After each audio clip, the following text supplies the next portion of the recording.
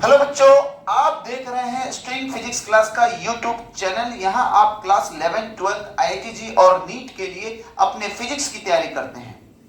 अभी हम लोग सॉल्व कर रहे हैं HC वर्मा वॉल्यूम 2 से 29 चैप्टर, जो चैप्टर का नाम है चार्ज एंड इलेक्ट्रिक फील्ड। यह इलेक्ट्रोस्टैटिक का एक चैप्टर है।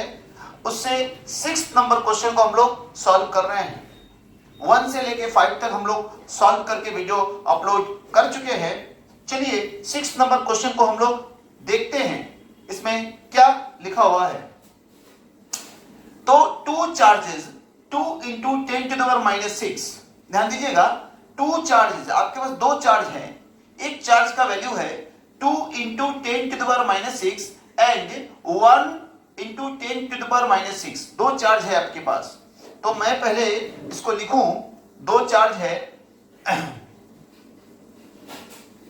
ये A पर, दूसरा चार्ज है B पर, और A पर जो चार्ज है उसका मैग्नीट्यूड है 2 इंटू 10⁻⁻6 कूलम, और B पर जो चार्ज है उसका मैग्नीट्यूड है 1 इंटू 10⁻⁻6 कूलम। ध्यान देंगे, are placed at a separation of 10 centimetre. ये जो 2 चार्ज हैं एक दूसरे से 10 सेंटीमीटर यानी 10/100 मीटर की दूरी पर है। याद रखेंगे, मीटर एक ऐसा यूनिट है, इसलिए हम लोग सेंटीमीटर को मीटर में बदल लिए। चलिए, where should a third charge be placed such that it experience no net force due to this charges. हमें यह क्वेश्चन में पूछा जा रहा है कि तीसरा जो चार्ज होगा उसे कहां रखा जाए कि इन दोनों चार्ज के द्वारा उस पर कोई नेट फोर्स ना लगे। फोर्स लगे लेकिन नेट फोर्स ना लगे। फोर्स लगना और नेट फोर्स नहीं लगना, दोनों के बीच फर्क है। फोर्स लगना और नेट फोर्स लगना, इन दोनों के बीच में फर्क है। फोर्स लगने का मतलब है कि फोर्स कम से कम है। नेट फोर्स होने का मतलब है कि वहां पे जरूर कुछ अनबैलेंस्ड फोर्स होगा, और नेट फोर्स 0 होने का मतलब है फोर्स लग तो रहा है लेकिन बैलेंस्ड फोर्स है, और बैलेंस्ड फोर्स का रिजल्टेंट 0 होता है। यानी एक फोर्स मान लीजिए पूरब की तरफ लग रहा है, एक फोर्स पश्चिम की तरफ लग रहा है, तो टोटल फोर्स 0 हो जाएगा। कब? जब दोनों का वैल्यू समान होगा। तो ये पूछा जा रहा है नेट फोर्स 0 कहां हो सकता है। ध्यान देंगे, ये भी पॉजिटिव चार्ज है, ये भी पॉजिटिव चार्ज है, ये भी पॉजिटिव चार्ज है, ये भी पॉजिटिव चार्ज है। जब चार्ज का साइन नहीं दिया हुआ है, दोनों को मैंने प्लस माना, या तो दोनों को माइनस मान सकता था। ठीक है, अब ध्यान दीजिए, अब मेरे पास कितने जगह है तीसरे चार्ज को रखने के लिए। तो एक जगह है, ये गौर से देखिएगा, दूसरा जगह ये है, और तीसरा जगह ये है। यानी एक है A के इधर, दूसरा जगह है A और B के बीच में कहीं पर, और तीसरा जगह है B के बाद कहीं पर। तो मैं क्या करता हूं, पहले इस तीनों में से कोई एक जगह को उठा लेता हूं। तो मान लीजिए मैं इस जगह पे उठाया, ठीक है, इस जगह पे कोई एक चार्ज रखना चाहता हूं, तो इस पॉइंट का नाम देता हूं C। और आप कौन सा चार्ज रखना चाहेंगे, कोई प्लस या माइनस, आपकी मर्जी, आप कोई भी चार्ज ले सकते हैं। तो मैं क्या करता हूं, यहां पर एक पॉजिटिव चार्ज कंसीडर करता हूं, Q। अब ध्यान देंगे, इस प्लस वाले को ये प्लस वाला रिपेल कर रहा होगा, यानी इस तरफ फोर्स लगा रहा होगा। तो हम लिख सकते हैं फोर्स C पर A के द्वारा। याद रखेंगे, जो पहला शब्द लिखते हैं उस पर फोर्स लग रहा है, और दूसरा शब्द जो लिखे हैं उसके द्वारा लग रहा है, यानी C पर फोर्स लग रहा है A के द्वारा। अब फिर से गौर करें, B भी प्लस है और C भी प्लस है, तो B भी C पर रिपल्सन लगाएगा, यानी विकर्षण का बल। ये भी इस पर इस तरफ होगा, यानी फोर्स C पर B के द्वारा। दोनों फोर्स एक दिशा में हैं। ध्यान देंगे, ये दोनों फोर्स एक ही दिशा में हैं, तो इनका रिजल्टेंट जीरो होना संभव नहीं है। क्यों? क्योंकि बैलेंस फोर्स होने के लिए इक्वल बट अपोजिट फोर्स होना पड़ता है। तो यहां पे फोर्स अगर इक्वल भी हो जाए तो अपोजिट नहीं है, जिस कारण से यह पोजीशन में इस क्यू चार्ज पे फोर्स जीरो संभव नहीं है। उसी तरह अगर हम यहां पर लेंगे चार्ज को तो सारे फोर्स इधर आ जाएंगे, तो यह भी संभव नहीं होगा। यानी अब तीसरा लोकेशन अपने पास है, ये इस दोनों के बीच में कोई जगह, तो कंसीडर करते हैं सी। ठीक है, हमने कंसीडर किया एक पॉइंट सी, और सी पर मैं प्लस क्यू चार्ज कंसीडर कर रहा हूं। अब गौर करेंगे, सी पर अगर प्लस क्यू चार्ज है तो सी पर ए वाला चार्ज फोर्स लगा रहा होगा ऐसे, रिपल्सन का फोर्स यानी विकर्षण का फोर्स। ठीक है, तो ये इस तरफ लग रहा होगा। ठीक है, इसको मैं लिख देता हूं force at C due to A. Clear? अब ध्यान दीजिएगा, सी पर बी भी फोर्स लगा रहा है, ये ऐसे लगा रहा होगा, ऐसे। इसका मतलब सी पर फोर्स बी के द्वारा इस तरफ आ जाएगा, यानी force at C due to B. ठीक है, ये दोनों फोर्स अपोजिट है। तो अगर ये दो फोर्स वैल्यू में बराबर हो जाए, मैग्नीट्यूड में बराबर हो जाए, तो जीरो होना संभव है सी पर फोर्स। चलिए, तो हम इसी केस को कंसीडर करते हैं। ठीक है,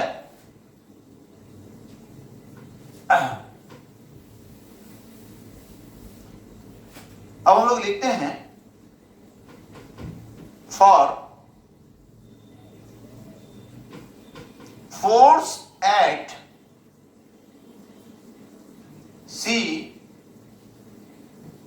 to be zero, FCA should be equal to FCB, यानी FCA का वैल्यू FCB के बराबर होना चाहिए। अब ध्यान दीजिए, FCA कूलम्ब्स लॉ से हम लोग निकालेंगे कि QC QA बाई CA की दूरी। फिर ध्यान दीजिए, C से A की दूरी कितना है नहीं पता है, तो मैं इस दूरी को कंसीडर करता हूं X। तो ये दूरी हो जाएगा, इसको देखिए, ये 0 0 कैंसिल करने पर 1/10 बचता है, यानी 1/10 माइनस एक्स। क्लियर? तो C से A की दूरी हो गई, क्योंकि ये क्या है FCA, यानी force at C due to A, ये वाला फोर्स है। तो इनमें हम दूरी लेंगे C से A की, तो ये X हो गया, तो x square is equal to K QC QB by C से B तक की दूरी कितना हो जाएगा 1/10 माइनस एक्स, तो 1/10 माइनस एक्स। अब ध्यान दीजिए, QC तो कैंसिल हो गया, यानी चार्ज C पर कितना है Q है, तो अगर Q हम लिख भी देते तो कोई फर्क नहीं पड़ेगा, तो QC कैंसिल हो गया, K कैंसिल हो गया। ठीक है, अब आपके पास बचता है QA by x square is equal to QB by 1/10 minus x square. Clear? तो मैं इसको यहां लिखता हूं, मैं इस क्वेश्चन को वाइप आउट कर देता हूं। ठीक है,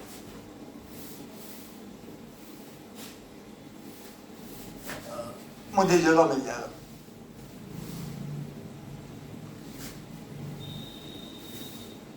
चलिए, अब ध्यान दीजिए, मुझे मिला QA बाई एक्स स्क्वायर, और QA का वैल्यू कितना है 2 into 10 to the power minus 6, so 2 into 10 to the power minus 6 by x square is equal to QB, तो QB का वैल्यू है 1 into 10 to the power minus 6 by 1/10 minus x square. ठीक है, अब ध्यान दीजिए, ये भी कैंसिल आउट हो गया, 10⁻⁻6 इंटू 10⁻⁻6 ये कैंसिल हो गया, ठीक है। तो अब आपके पास बचता है √2 इंटू 1/10 माइनस एक्स, सॉरी √2 नहीं 2 into 1/10 minus x square is equal to x square, ठीक है। अब मैं इसको भी थोड़ा मिटा रहा हूं, ध्यान दीजिएगा।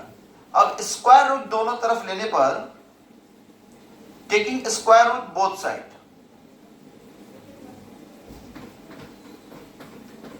Taking square root both side, आप इसको नोट कर ले क्योंकि मुझे मिटाना पड़ेगा, ठीक है। या वीडियो को रोक कर भी आप लिख सकते हैं। दोनों तरफ अगर स्क्वायर रूट लेते हैं हम लोग तो हमें क्या मिलेगा, ध्यान दीजिएगा आप, √2 into 1/10 minus x is equal to x. अगर इसको मैं गुना करता हूं √2/10 माइनस √2x is equal to x, इसको उधर ले जाने पर मुझे मिलेगा, x कॉमन ले लूंगा, 1 प्लस √2 हो गया, ठीक है। और एक तरफ बचा रहा √2/10,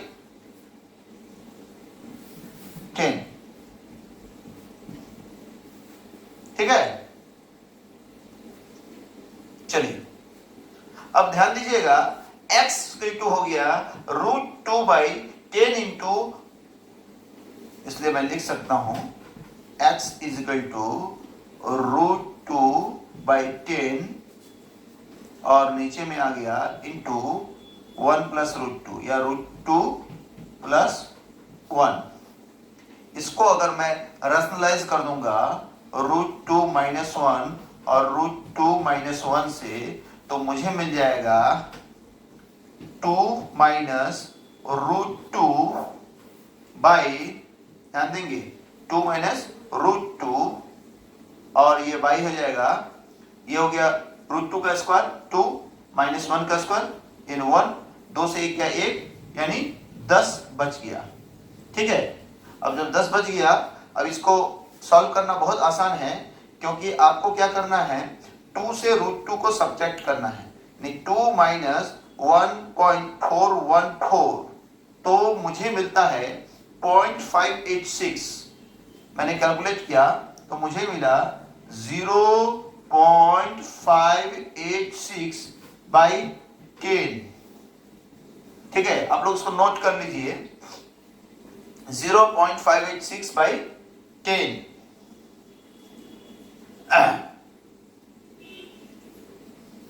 इतना मुझे मीटर मिला, क्योंकि मैंने ये डिस्टेंस सब मीटर में लिया था, ठीक है। तो इसलिए x is equal to 0.586/10 metre. तो अगर मैं इसको सेंटीमीटर में बदलूंगा तो मुझे मिलेगा 0.586/10 इंटू 100। तो अगर ये 0 से 0 एक कैंसिल करूंगा मैं, तो मुझे मिलेगा 5.86 सेंटीमीटर, मुझे मिला 5.86 सेंटीमीटर x, यानी बिगर चार्ज से उस चार्ज की दूरी जिसपे फोर्स 0 दिखाना है, वो दूरी कितनी होगी, 5.86, ठीक है। तो ये बी स्मॉल से कितना हो जाएगा दूरी, तो इसलिए अगर हम लोग निकालना चाहे 1/10 माइनस एक्स, तो 1/10 नहीं कीजिए, सीधे इसको लिखिए 10 सेंटीमीटर।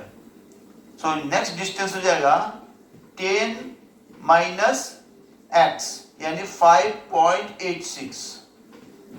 तो नेक्स्ट डिस्टेंस हो जाएगा आपको 5.86 को अगर हम माइनस करेंगे 10 से, तो मुझे मिलेगा 10 माइनस 5.86, तो मुझे मिलेगा 4.14 cm। ध्यान दीजिएगा, आपका जो आंसर हो सकता है या तो बिगर चार्ज से भी हो सकता है या तो स्मॉलर चार्ज से भी हो सकता है। तो बिगर चार्ज से मेरे उस चार्ज की डिस्टेंस जिसपे फोर्स 0 दिखाना है वो आया 5.86 सेंटीमीटर, और स्मॉलर चार्ज से उस चार्ज की दूरी जिसपे फोर्स 0 दिखाना है वो आया 4.14 सेंटीमीटर। तो ये हो गया इस क्वेश्चन का कंप्लीट सॉल्यूशन। आप लोग वीडियो को पॉज करके भी नोट कर सकते हैं, ठीक है। फिर भी अगर आपको कुछ समझ में नहीं आता है या दिक्कत हो रही है इस क्वेश्चन में, तो आप कमेंट में जाकर लिखें, मैं उसके जवाब देने का कोशिश करूंगा। चलिए इसको आप नोट कर लें।